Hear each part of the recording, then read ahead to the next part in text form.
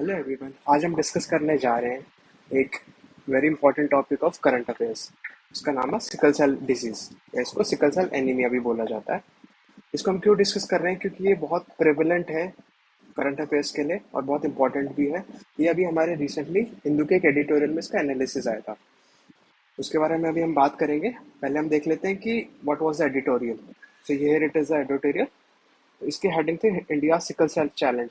Basically ये जो topic था ना, ये इंडिया के रिस्पेक्ट में बात कर रहा था कि इंडिया में क्या क्या, what is the current situation, और अभी क्या क्या चैलेंजेस हैं और क्या क्या प्रॉब्लम और क्या इज द वे फॉरवर्ड इसके लिए।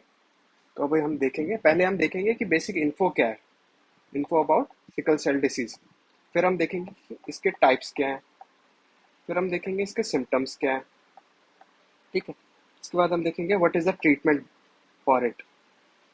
फिर देखेंगे कि इंडिया में इसकी करंट सिचुएशन क्या है, और हम देखेंगे कि what are the challenges behind its treatment. ठीक है। फिर लास्ट में मैं आपको इस एडिटोरियल से रिस्पेक्ट में भी बताऊंगा। बेसिकली कोई भी एडिटोरियल हम पढ़ते हैं ना, उस एडिटोरियल से उसके रिस्पेक्ट में क्वेश्चन नहीं आते, वो आती है उसके बैक, जो उसके बिहाइंड द इंफॉर्मेशन होती है कि सिकल सेल डिजीज के बारे में एडिटोरियल, तो इससे क्या क्या रिलेटेड क्वेश्चन हो सकते हैं वो भी हम देखेंगे। सो हम आते हैं अभी इन्फो पे कि what is sickle cell disease. ठीक है। पहले हम देख लेते हैं कि बेसिक इन्फो क्या है, सिकल सेल डिजीज होता क्या है। तो सिकल सेल डिजीज है ना, एक जेनेटिक कंडीशन, एक जेनेटिक डिसऑर्डर है। इसमें क्या होता है कि जैसे आपने देखा होगा, जो आरबीसी होता है ना, आरबीसी यूजुअली है ना राउंड शेप होता है। आप फोटो में देख सकते हो ये है। और जो डिसऑर्डर है ना सिकल सेल डिजीज, इसमें क्या होता है, जो जो ये राउंड शेप है ना, ये आपकी क्रिश्चियन शेप में हो जाती है चेंज। या सिकल भी बोला जाता है। सिकल इसलिए बोला जाता है कि आप जो गेहूं काटने के लिए आपने गांव में देखा होगा, फसल काटने के लिए जो दराती या उसको जो भी बोलते हो आपके एरिया में, सिकल की शेप में होता है, इसलिए उसको सिकल शेप भी बोला जाता है। तो होता क्या है, पहले देखिए इसकी प्रॉब्लम, मतलब इससे होता क्या है। तो ये देखते हैं कि इससे ना ब्लड फ्लो में ब्लॉकेज आने लग जाता है, उसकी वजह से पेन होता है और उसकी वजह से अदर हेल्थ इश्यूज होते हैं। तो देखते हैं बेसिक क्या होता क्या है। हियर इज अ क्या क्या लोग एक्सपीरियंस करते हैं इसमें। ठीक है। तो पेन होता है एक, तो फर्स्ट थिंग बहुत, जहाँ पे जैसे क्या होता है, जहाँ पे ब्लॉक आने लग जाता है ना सिकल की वजह से। जैसे आप देख सकते हो, ये फोटो है, यहाँ पे देख सकते हो, एक हो गया नॉर्मल सेल, एक हो गया सिकल शेप। तो इसमें क्या होता है, जैसे नॉर्मल होता है ना, तो फ्लो, जैसे ये सेकंड इमेज में देख सकते हो, जो राउंड शेप है वो आपके इजीली फ्लो होने लग जाता है थ्रू द आपकी आर्टरीज और वेन से। बट इन सिकल सेल, जो शिकल की शेप आ जाती है ना, उसकी वजह से ब्लॉकेज होने लग जाता है। और जहाँ पे खून कम जाता है ना, उसकी वजह से पेन होने लग जाता है उस बॉडी पार्ट में। उसकी वजह से खून की कमी हो जाती है उस बॉडी पार्ट में, एनीमिया बोला जाता है उसको।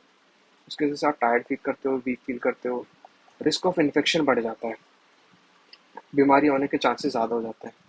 यूजुअली होता क्या है सिकल सेल में, जो सिकल सेल डिजीज है ना, वो हम पेरेंट्स से इनहेरिट करते हैं। मतलब ये नहीं है कि ये ट्रांसफरेबल डिजीज नहीं है, ये usually from generation to generation जाता है।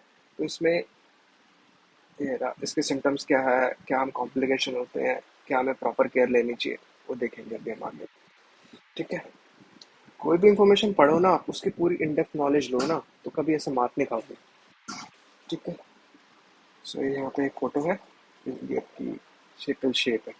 इसमें दो टाइप्स होते हैं, एक सिकल सेल एनीमिया होता है, एक सिकल सेल क्राइसिस होता है। इसमें देखो, ये इसकी बेसिक डेफिनेशन है, it is a group of disorders that cause red blood cells to become dissipate or break down.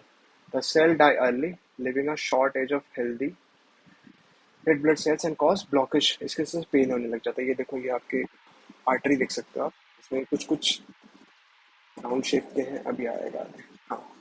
तो अब हम पढ़ते हैं इसके सिम्टम क्या क्या है। सिम्टम्स कैसे पता लगे कि सिकल सेल डिसीज। ये देखो, आप फोटो में देख सकते हो, जो नॉर्मल होता है ना, वो आपका राउंड होता है और फ्लेक्सिबल होता है। और जो सिकल सेल होता है ना, वो सिकल की शेप में, उसकी वजह से sickle cell don't pass easily through blood vessels. और उसके बारे में बता ही रखा है। हाँ। तो हेयर आर द सिम्टम्स। एक तो पेन होता है, एनीमिया, स्वेलिंग होती है उस बॉडी पार्ट में, फ्रिक्वेंट इन्फेक्शन होने के चांस रहते हैं, जो आपकी ग्रोथ होती है वो स्लो डाउन हो जाती है, बच्चों में प्यूबर्टी फिर लेट आती है। ठीक है। विजन में प्रॉब्लम होती है, आई साइट कम वीक हो जाती है, जॉन्डिस होने का खतरा बढ़ जाता है, आंखों में स्किन का कलर पेल होता जाता है, येलोइश होता जाता है, आंखों का में भी ऐसे ही होता है, फटीग, जल्दी थकने लग जाता है बंदा। जो पर्सन है जिसको अगर ये डिसीज होती है वो बहुत जल्दी से फटीग, थोड़े से में ही फटीग फील करने लग जाता है, बहुत जल्दी टायर्ड हो जाता है। एक फोटो के थ्रू थोड़ा समझाया गया है कि बच्चों में क्या चेस्ट में दिक्कत, पेन होना, बैक लेग्स आर्म्स स्वेलिंग होने लग जाती है, जॉइंट्स में इन्फ्लेमेशन, आपकी एनीमिया, एनीमिया है, जॉन्डिस होने लग जाता है, येलोइश हो जाती है स्किन। फिर नेक्स्ट आता है आपका व्हाट इज द ट्रीटमेंट। पहले हमने पढ़ लिया कि व्हाट अबाउट पढ़ लिया, टाइप्स पढ़ लिए, बेसिक इन्फो देख ली, और आपका सिम्टम्स देख लिया। अब हम देखेंगे कि इसको ठीक कैसे करा जाता है, what is the techniques which are use to treat it. तो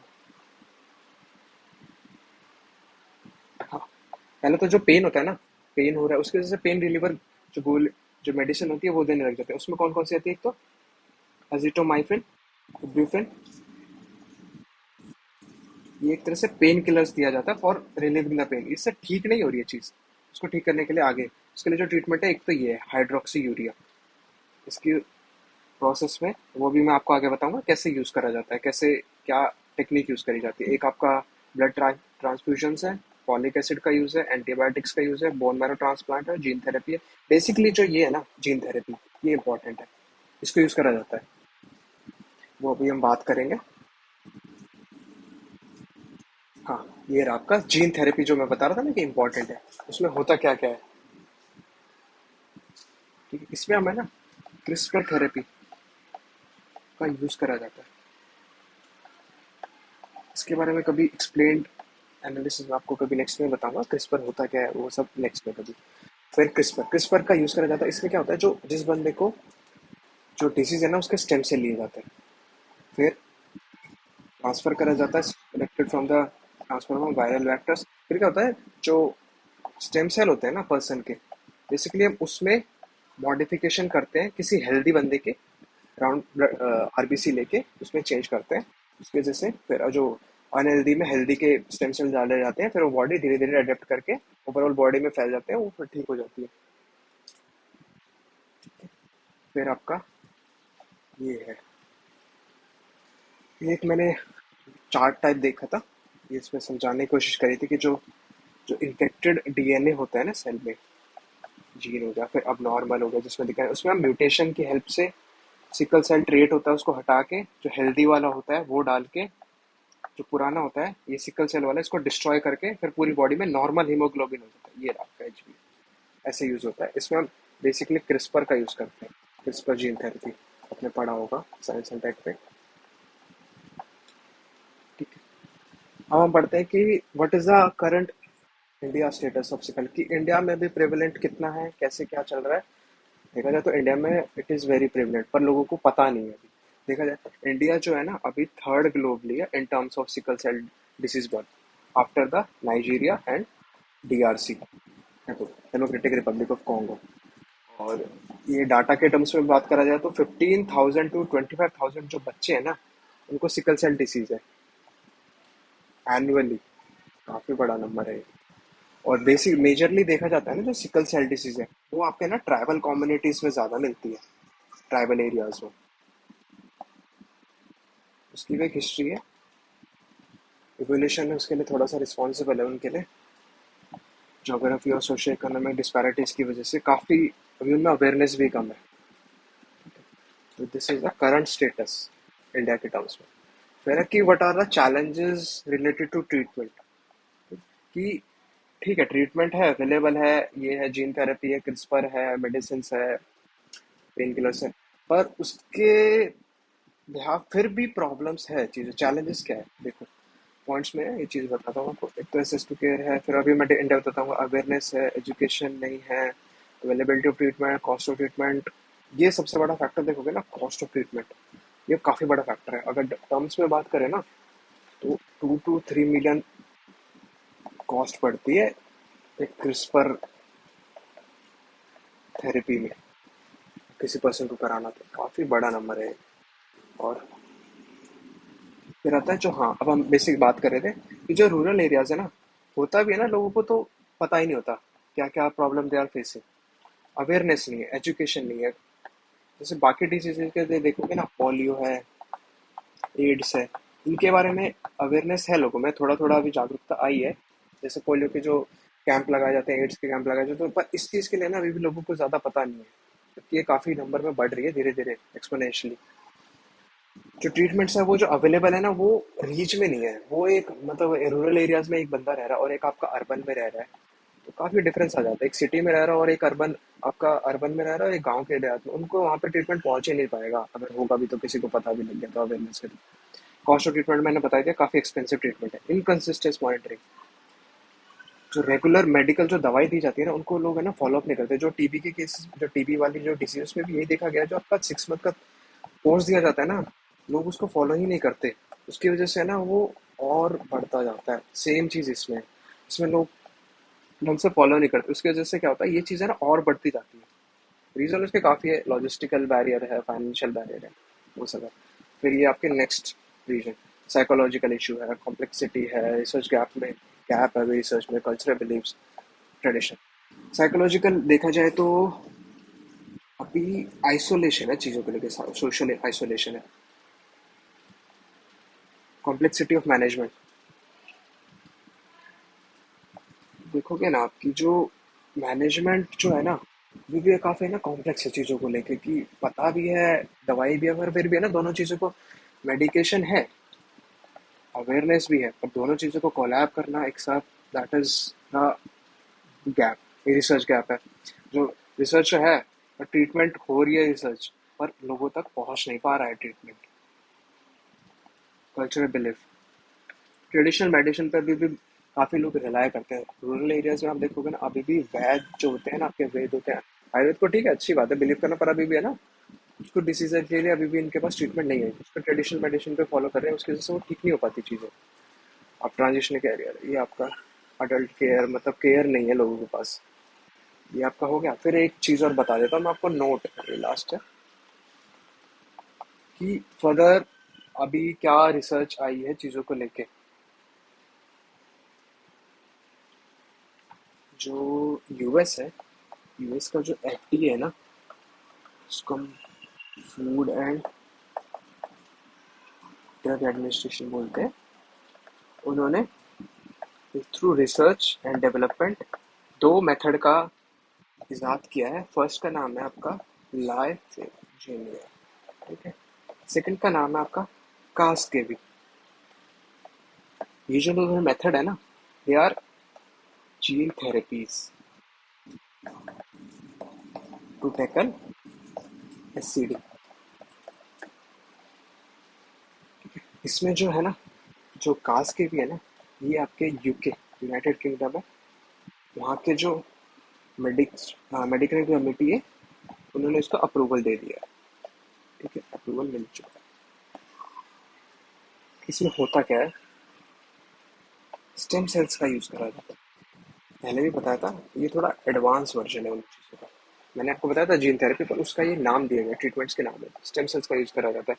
होता क्या है, जो डैमेज सेल है उसको through the help of gene therapy remove कर दिया जाता है विद द हेल्दी सेल्स। ये मैंने आपको इन डेप्थ एनालिसिस दे दिया कि क्या क्या प्रॉब्लम है, क्या क्या सिम्टम है, टाइप्स है। एक आपको स्लाइड में नेक्स्ट में कुछ बता दें। तो हमने क्या क्या बात करी, हमने अबाउट देखा, हमने सिम्टम्स देखे, टाइप्स देखे, प्रिवेंशन क्या क्या है, इंडिया में क्या करंट स्टेटस है, और आपके बता था चैलेंजेस।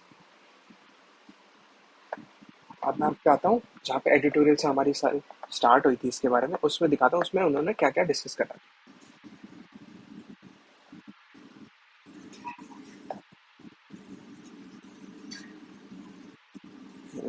एडिटोरियल ये रहा, ठीक है। जैसे कि आप देख सकते हैं, इसमें इन्होंने डिस्कस करा था कि व्हाट आर द चैलेंजेस।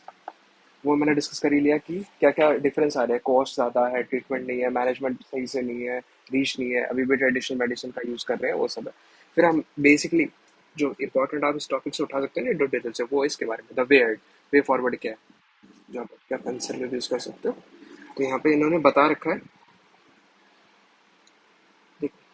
यहाँ पर लिख रखा है इन्होंने, सेकंड पॉइंट दे रखा है कि जो न्यू बॉर्न्स है उनकी स्क्रीनिंग ढंग से हो, इंक्रीज करो स्क्रीनिंग, तब जाके बचपन में पता लग जाएगा तो हम ट्रीटमेंट बहुत जल्दी अर्ली स्टेज पे शुरू कर सकते हैं और डिजीज जल्दी ठीक हो सकती है। थर्ड इन्होंने बताया था कि जो ड्रग्स है ना, उनका सपोर्ट होना चाहिए पेशेंट्स के लिए, वेलनेस सेंटर होने चाहिए, कॉम्प्लिकेशन हो उसको ठीक करे। फोर्थ आपको बताया था इन्होंने जो वैक्सीन है ना अवेलेबल